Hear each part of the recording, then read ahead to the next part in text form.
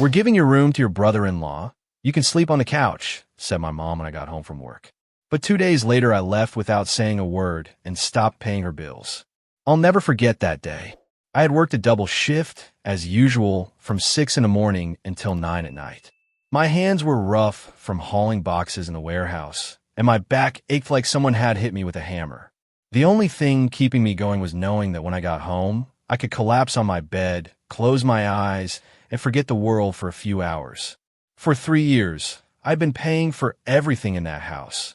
The rent, electricity, water, gas, food for my mother, my sister, and even their occasional whims. It wasn't easy, but I did it because they were my family, and I was the only one bringing in steady money. My mother always said I was the man of the house, and I took it seriously. I climbed the stairs to the small apartment where we lived, an old but decent place in a quiet neighborhood. My boots felt like they were filled with cement, and my clothes smelled of sweat and dust. I pulled out my keys, opened the door, and the first thing I did was take off my jacket. "I'm home," I shouted, expecting my mother or sister to say something from the kitchen or living room, but I heard nothing. Only a strange noise came from my room, like someone was playing video games. I frowned. My Xbox was in there, the one I bought with my savings after months of overtime. No one used it without my permission. That I walked down the hallway, opened my bedroom door, and there he was, my brother-in-law, Mike. He was sprawled on my bed, his dirty feet on my pillow, playing my Xbox like he owned the place. His suitcases were open on the floor, clothes scattered everywhere, and the room reeked of his cheap cologne mixed with sweat. I stood in the doorway, mouth agape, trying to make sense of what was happening. Then he saw me, looked up, and said with that sarcastic grin he always used to mock me, "What's up, bro? You here to grab me a soda, or what?" I felt my blood boil. Mike had always been a jerk to me. Ever since my sister started dating him 2 years ago, he never missed a chance to put me down. If I brought home a pizza for the family, he'd call it poor people food. If he saw me exhausted after work, he'd laugh and say I didn't know what real work was. And now here he was, in my room on my bed, acting like I was a stranger in my own home. "What are you doing here?" I asked, trying to stay calm, though my voice came out louder than I intended. Before he could answer, my mother came out of her room, which was next to mine. She stood in the hallway with her arms crossed, looking at me like I was the one doing something wrong. "Hey, don't bother Mike. He's resting," she said in that sharp tone she used when she was in a bad mood. "What's your problem? You've been gone all day, and you come home making a scene." "A scene?" "Mom, this is my room," I said, pointing at the door. "I pay for everything here. Why is he in my bed? What's going on?" My mother sighed, like explaining it to me was a waste of time. "Mike's going to stay with us for a while. He went broke, lost his apartment, and has nowhere to go. I told him he could use your room because you can sleep in the living room. It's not a big deal. Don't be selfish." I couldn't believe what I was hearing. Selfish? "Mom, I work double shifts to keep this house running. I pay the rent, the electricity, everything. I come home dead accelerate, come home dead tired. And now you're telling me I can't even sleep in my own bed because this guy," I pointed at Mike, who kept playing like nothing was happening, "went broke and decided to take over my space." Mike let out a chuckle from the bed. "Chill, bro. Don't get jealous. Someone's got to enjoy what you bought, right? You're always working. You don't need all this luxury." I wanted to grab him by the neck and drag him out, but before I could move, my mother raised her voice. "Enough. Don't be rude to him. Mike's family now, and you need to understand that sometimes you have to make sacrifices. Go to the living room. I'll get you a pillow and a blanket. Don't make a drama out of this." I stood there, shaking with anger, watching my mother defend this jerk while I, her son, the one keeping everything afloat, was treated like a nuisance. My sister appeared then, coming down the stairs with her phone in hand. When she saw the scene, she rolled her eyes and said, "Oh, come on, don't mess with Mike. He's got enough going on. Don't be so bitter." That was the last straw. My own sister, who lived off my paycheck just like my mother, was scolding me for wanting to protect the little I had for myself. I didn't say another word. I grabbed the pillow and blanket my mother handed me and went to the living room, furious but too drained to fight. I threw myself onto the old couch, which creaked under my weight, and tried to close my eyes. But I couldn't sleep. I heard Mike's laughter from my room, the the sound of the Xbox, and the murmur of my mother and sister talking in the kitchen like everything was fine. The next day was Sunday, my only day off in the week.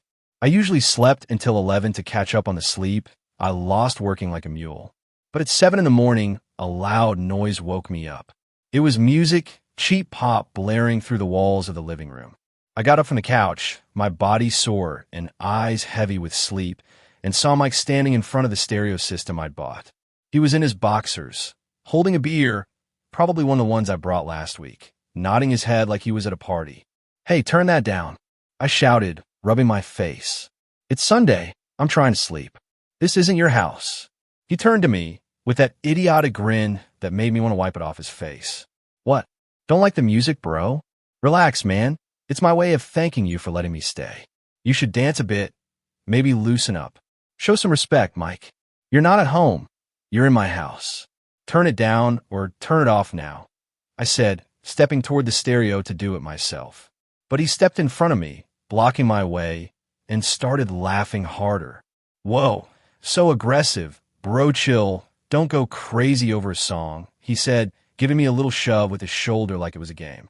I was about to lose it when my mother and sister came running down the stairs. "What's wrong with you?" my mother yelled, stepping between us.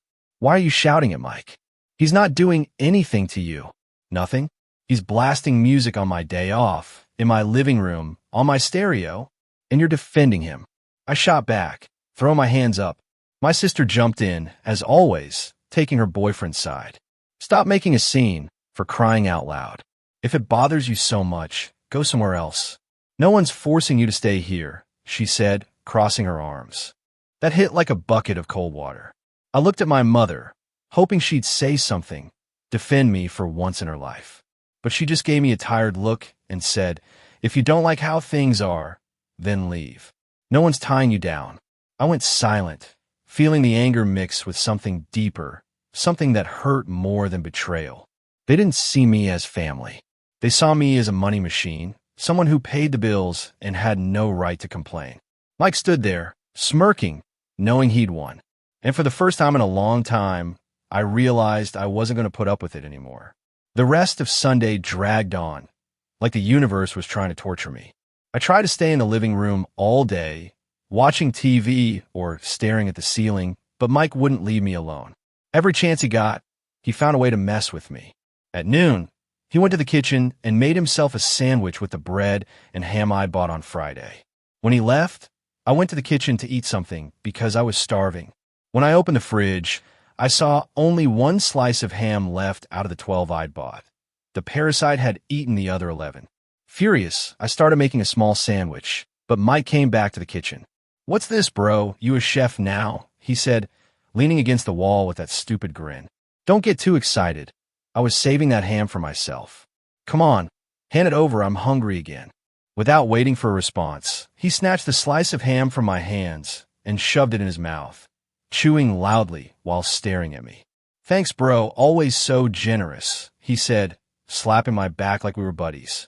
I wanted to let him have it, but my mother was in the living room watching TV, and I knew if I raised my voice again, she'd come out to defend him.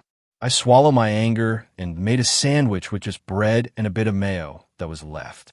I ate it in silence, each bite tasting like pure rage.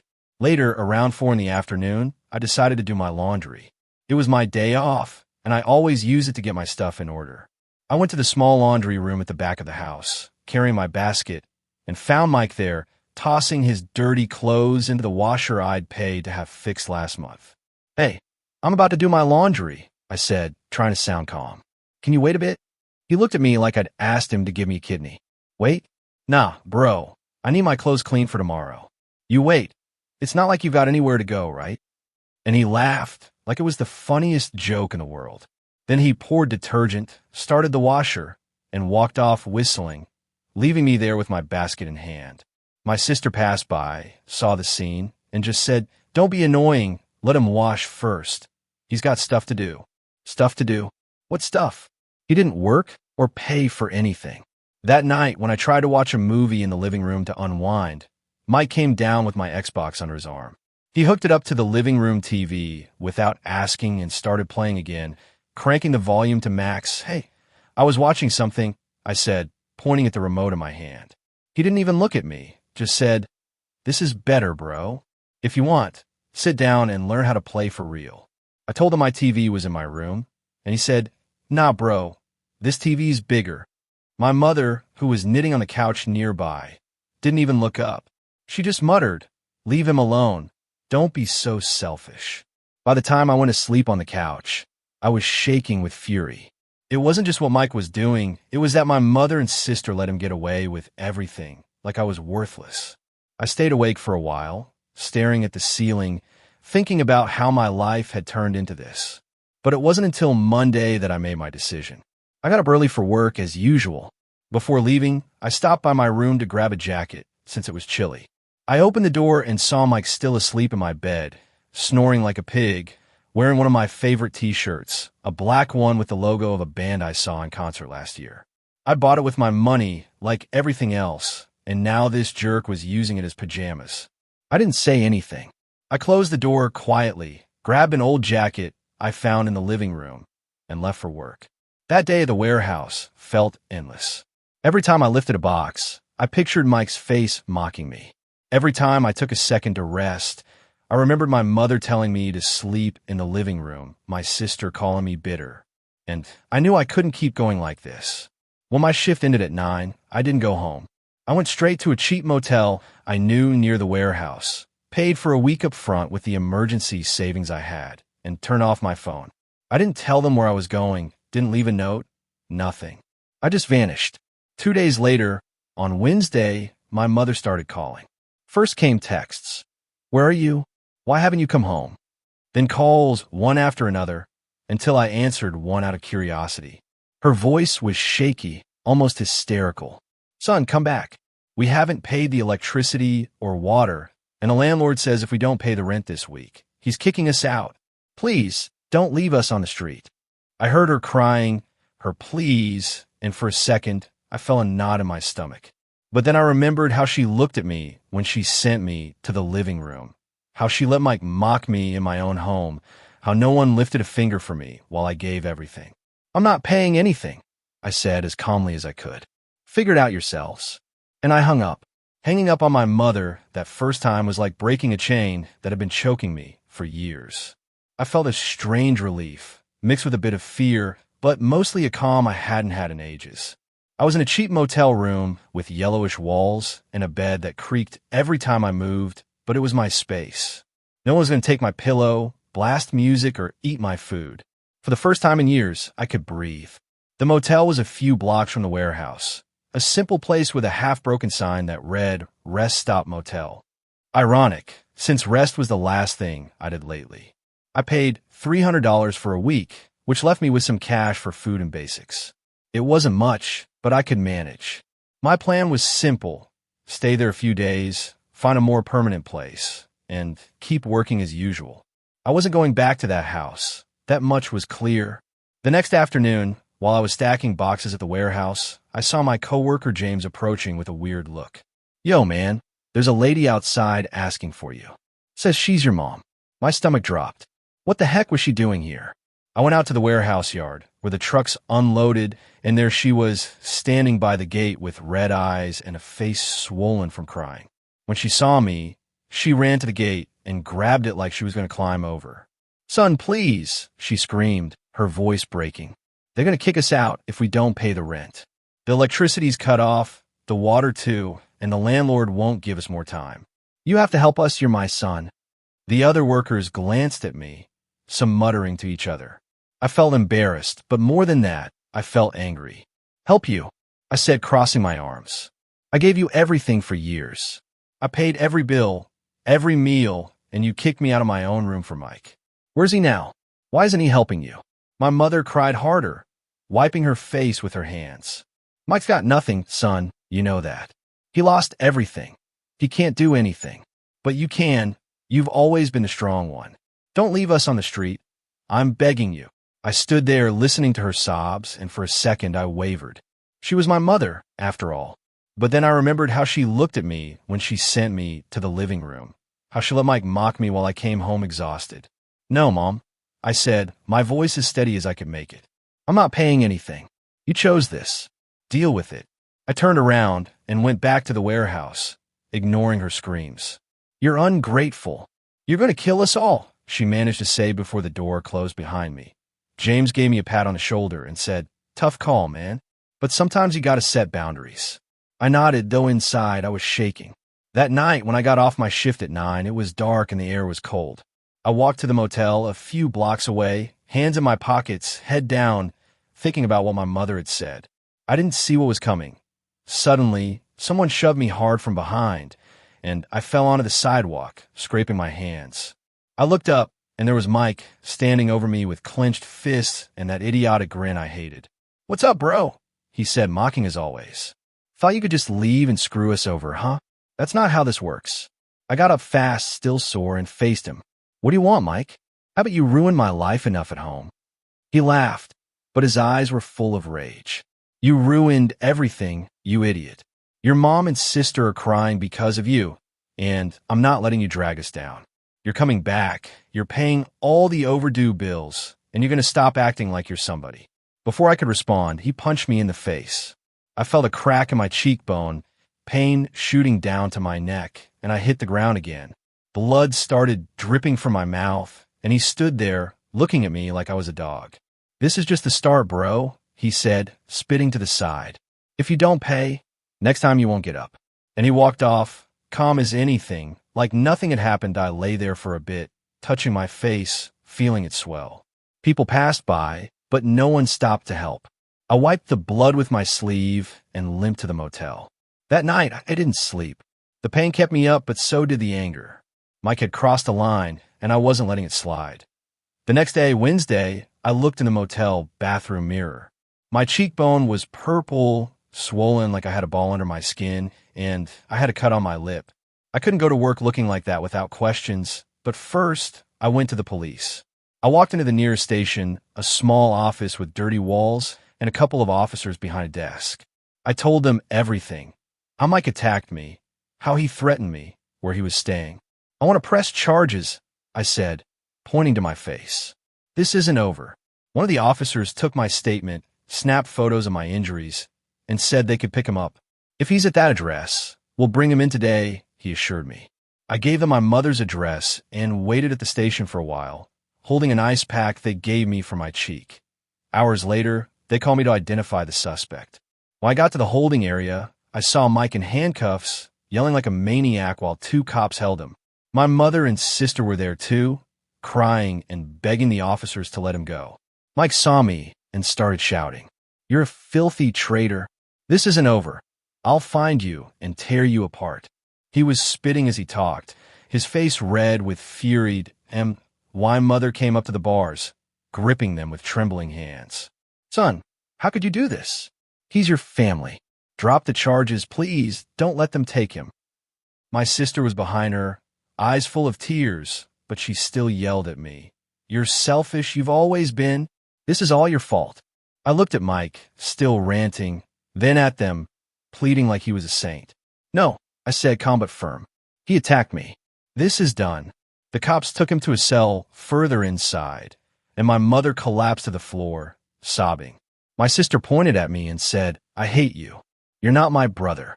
I turned and left, my cheek throbbing and my heart pounding. 2 days later, on Friday, my phone rang again. It was my mother. I answered, expecting more yelling, but her voice was different, low and shaky. "Son, please forgive us. We need you. They're kicking us out tomorrow if we don't pay the rent. Mike's in jail for 3 years. They sentenced him today. We have no one else. Help us. I'm begging you." I heard my sister in the background saying something through sobs, but I couldn't make it out. I closed my eyes for a second, taking a deep breath. "No, Mom," I said. "I'm not carrying this anymore. You defended him. Now live with it." I hung up and turned off my phone. That night, I slept poorly, dreaming of Mike's shouts and my mother's tears, but I didn't change my mind. On Saturday, my sister texted me. "They kicked us out. We're on the street with our stuff in bags. This is all your fault. I hope you rot." I didn't reply. I picture my mother and her sitting on the sidewalk, surrounded by suitcases with nowhere to go. Part of me felt pity, but a stronger part felt that they'd finally paid a price for what they did to me. Mike was in jail, and they were alone. For the first time, I was free. That week, I moved from the motel to a small room I rented for $450 a month. It was basic, a bed, an old wardrobe, a leaky bathroom. But it was mine. I bought some canned food, a cheap plate, and a small stove. For the first time in years, I cooked for myself. Just rice and tuna, but it tasted like freedom. I sat on the bed, ate quietly, and thought about how everything had changed in days. 2 weeks passed. I didn't hear from them again, and the silence weighed heavier than I expected. One night, James invited me for a beer after work. We sat on a curb outside a convenience store, and he asked, "You still thinking about them?" I nodded. "Every day, but I'm not going back." He raised his bottle and said, "To you, man, for not letting them walk all over you." We clinked bottles, and for the first time in a long time, I smiled for real. Subscribe for more daily stories.